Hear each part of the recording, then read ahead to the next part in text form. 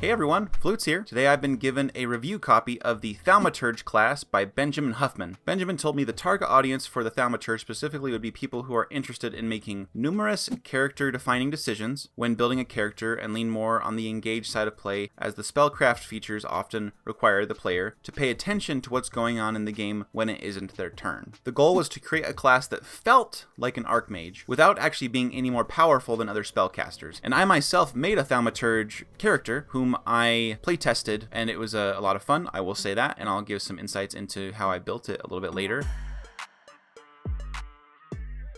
So as I go through this class, I want you to think, what are these character choices that we're looking for? At level 1, you get a subclass. You have spells known by spell school. So basically, you choose which spell school is going to be your primary spell school. Also at first level, you pick your secondary. And if you look over here, tertiary begins at 3rd level. So you get a 3rd school of magic you can choose from. But keep in mind, you have incentive to pick specific schools of magic for primary, secondary, and tertiary, because those come with your Tapestry's Thread, that gives you extra bonuses. This class uses intelligence, so it's like a wizard in that way. To multi-class with Thaumaturge, you need 13 intelligence. So you get Prestidigitation or Thaumaturgy as a cantrip, and then you get to pick 2 cantrips from your Thaumaturge spell list. So don't be confused, because the Thaumaturge spell list for you is just whatever spell schools you've chosen. Those become your Thaumaturge spell list. There's this mechanic here that says as you level up, you can replace any of the spells you know from the Thaumaturge spell, or choose one of the Thaumaturge spells you know, and replace it with another. So Tapestry's Thread, this is at 2nd level, and this is based on what your primary and secondary and tertiary schools of magic are. One benefit here at 2nd level, and then you get the others at 5th level for your secondary school, and at 9th level you get your tertiary school. So basically, these are the things you could get based on your spell school choices. Abjuration, you get light armor and shield proficiency, very nice. Conjuration, you can basically teleport an object you see into your hand. Divination, you can add your proficiency bonus to your initiative rolls. It's no secret that I love adding to my initiative rolls, and especially in this case, because if I want to multi-class with Rogue, which is one of my favorite classes, I can now, with reliable talent, multi-class here to get my proficiency bonus added to my initiative rolls, which means if I roll a 1 on my initiative, it becomes a 10, and then I add my bonuses. So as I was making my character for the Thaumaturge, I thought to myself, okay, I want to kind of look at all the spells in the different spell schools to see which ones I really want. Because one thing to keep in mind is that for something like, let's say, Divine Soul Sorcerer, a lot of players like that because you can get cleric spells as a sorcerer. Keep in mind that the Thaumaturge can also do that for any spellcasting class, as long as it's on the right spell school. And I'll get into some of those highlighted spells that I've found that would be of interest. And that also keeps in mind, this will overshadow the Bard a little bit, because Bard with their magical secrets can get some spells early that like Ranger and Paladin would get later, but you can do that without needing the Bard's magical secrets if you just pick the right spell school. Benjamin has added a bunch of new cantrips and spells for all the different spell schools, so that it is easier if you pick Divination, for example, as your primary spell school, that you actually have some offensive cantrips you can use, and some of them are really good. So far, we have our subclasses, which we haven't gone over yet in detail,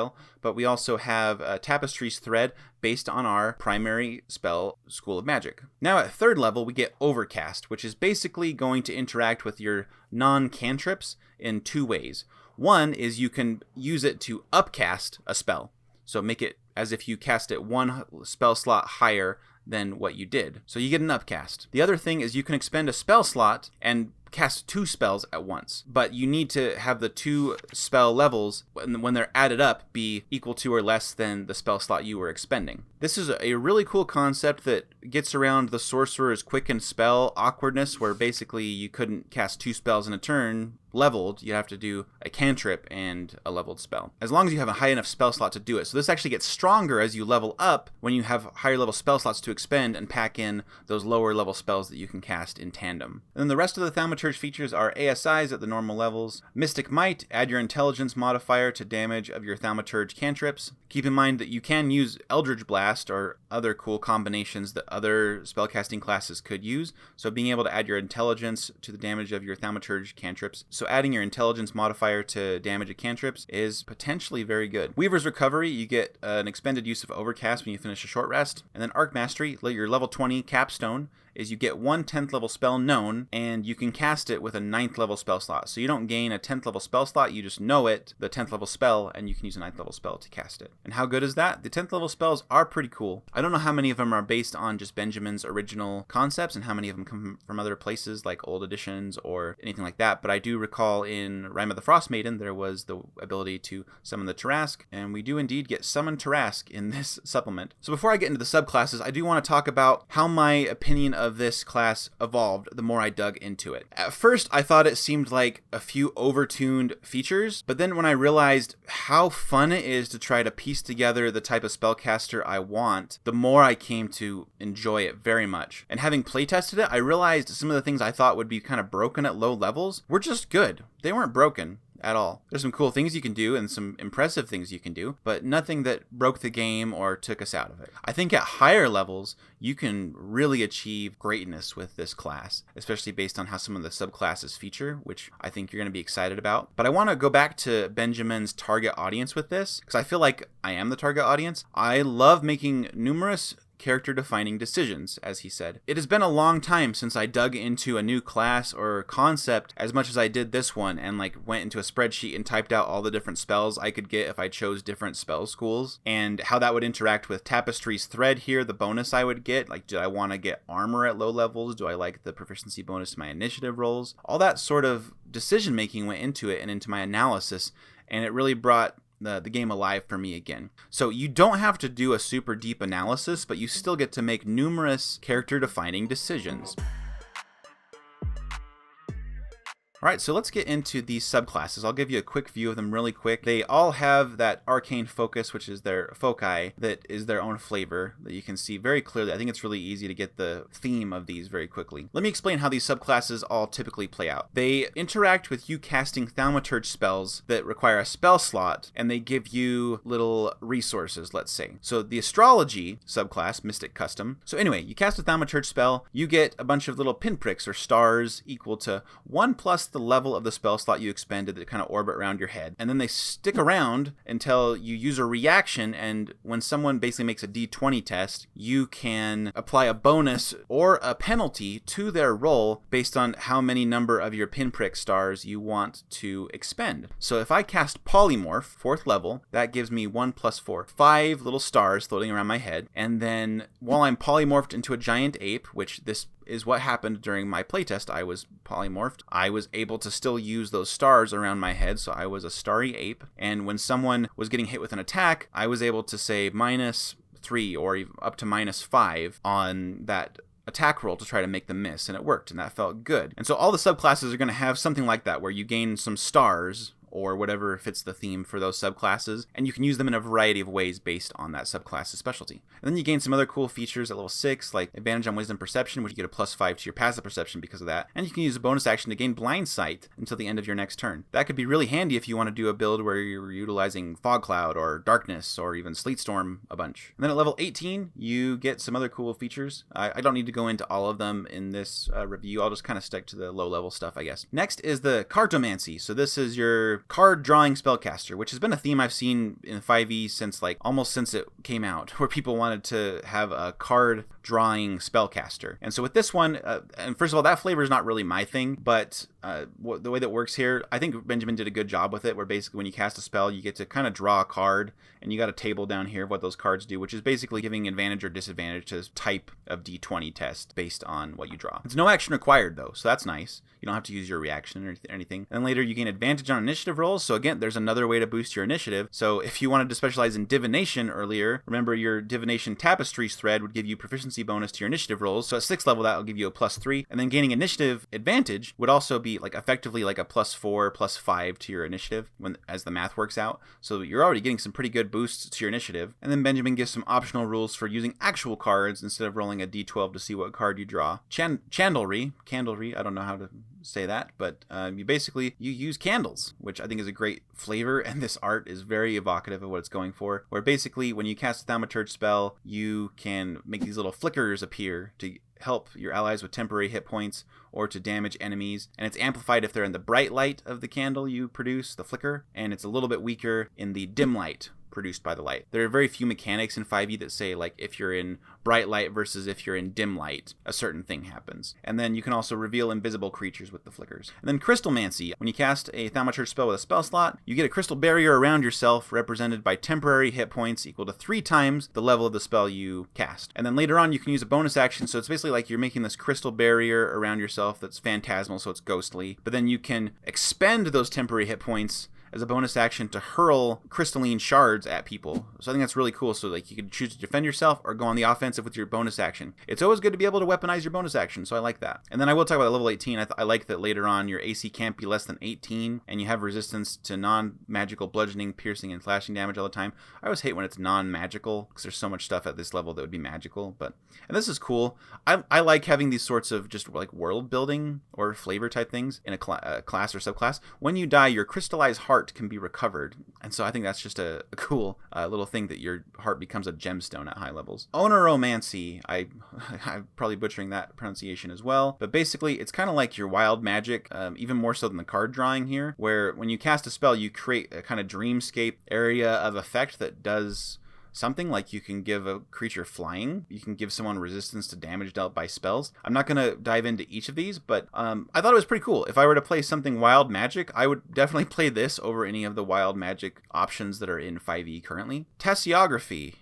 Basically, you make spells with your drinks that you produce. Cast spells, you get a bunch of d4s you can use, and you can use them to heal allies and give them temporary hit points at the same time. And then Potent Potables allows you to pick a specialty drink that you make.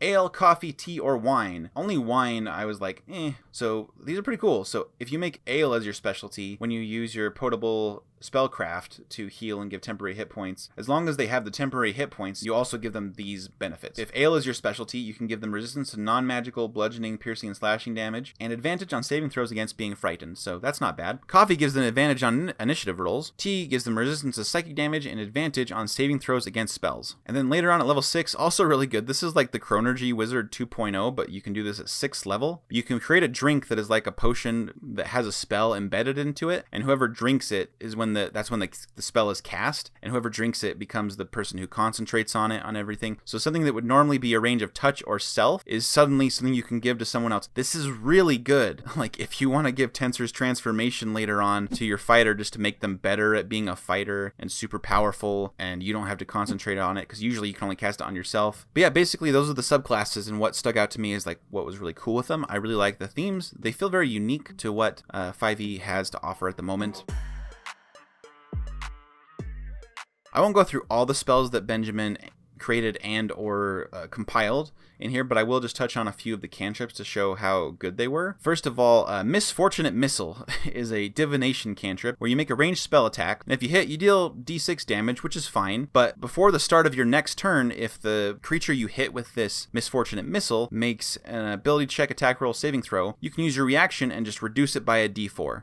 Anything you can do that can reduce your enemy's ability to pass a saving throw or hit an attack, and you don't really need to use a resource other than your action to cast the cantrip and then your reaction to trigger the d4, that can be pretty good. This was one that I picked when I made my own Thaumaturge character. I also like this Abjuration cantrip, Repulsor Beam, ranged spell attack, and you can push them 5 feet away and deal 2d4 force damage, and you can push them an extra 5 feet away if the 2d4 you roll, any of those dice are rolled as 4s. And then you add 2d4 every level, not just 1d4, so at 17th level you're rolling 8d4, and if any of those come up as a 4 when you roll them, you're pushing them an extra 5 feet. You could push someone a lot, potentially, with this cantrip. So yeah, lots of good cantrips in here. Lots of cool spells, and I just kind of marked like what their casting times were and everything. And they're sorted by spell level. So the 10th level spells, it looks like, I don't know, I'm not going to count them, but there's like 20 of them in here. So there's plenty to choose from later on. And you can see here, there's lots of new spells that Benjamin included here. So it's cool to get more options for your Thaumaturge, so that if you look in the player's handbook for your spells and you see, oh, divination's not going to get me very much, but I really like the Tapestry's Thread feature that I get for being a divination specialist. Now you actually get some divination spells that aren't just about gaining information from the DM. All right, so going back up here, let me tell you about the character I made. So really quick, some of the spell schools and their spells that stuck out to me were if you pick Abjuration, you get some cool cantrips like Repulsor Beam, but from the player's handbook, you get things like Armor of Agathis. If you want to just do like upcasting that to super high levels, you can get Protection from Evil and Good, Sanctuary, Shield, Aid, and Pass Without Trace, all at really low levels. And with Abjuration, you get Light Armor and Shield, so you can boost your armor class. Conjuration's cool because you get a lot of summoning, but you also get things like Find Steed and Find Greater Steed. So when you're 7th level, you can start riding a Pegasus that a Paladin would have to wait till much higher levels to get. You can do Spirit Guardians. At higher levels, you can gain Wish. With Divination, you can learn the Guidance cantrip. You can learn Gift of Alacrity, add a d4 to your initiative. There's also a new spell in the Thaumaturge that is Sense Danger, which is basically another bonus to your initiative. So if you didn't notice, there's a lot of ways to boost your initiative with this class. You can also gain Hunter's Mark if you want to do something like that. Enchantment can get you Bane, Bless, Command, Dissonant Whispers, Hex, plus a lot of other cool spells later on. Evocation, you can learn some cool cantrips like Green Flame Blade or Booming Blade or Eldritch Blast if you want to become something of a Gish or a Blaster. You also can get Guiding Bolt. A lot of people like that one. Healing Word's very useful. Wrathful Smite could be cool, if you want to be a Gish. Mass Healing Word. Destructive Wave, Holy Weapon, Heal, eventually Mass Heal. There's some cool ones there, because remember, Evocation isn't just blasting, it's also healing. Illusion, it's pretty all straightforward. Necromancy, later on, you can gain Revivify, Spirit Shroud, Raise Dead, Resurrection, True Resurrection, so you can also be someone who actually is raising your allies up from the dead. And then Transmutation, you can get Shillelagh, Thorn Whip, you can learn Goodberry, Heat Metal, Spike Growth, Lightning Arrow, Plant Growth, Awaken, Reincarnate, Swift Quiver, Regenerate, Animal Shapes, Glibness, Polymorph, like you can usually do as a sorcerer or a wizard, but it's one of my favorite spells, so I always call it out. And so the character I built was a Githzerai named Astrid Picasso, and she decided to go with the the astrology subclass, because I really wanted to see how useful this was to be casting spells and just reducing enemy rolls and boosting ally rolls. And it wasn't as broken as I thought, because I was often casting cantrips, especially at lower levels, because I like to conserve my resources, so I wasn't building up those stars to use this feature. But what I did do was I tried to boost my initiative as much as possible. So I had my proficiency bonus to it, the d8 from Gift of Alacrity, and then the Danger Sense spell, or whatever it's called. I rolled an 8 once, but my total ended up being 25. And I was playing at level 7. That's why I had like Polymorph, and I had a pretty good initiative bonus from all those spells. So what do you think of it? Definitely let me know if you try out the Thaumaturge based on my recommendation. Oh, and I will give a link to where you can purchase it down below in the description and in a pinned comment. Have a great adventure this weekend, and I will see you in the next video.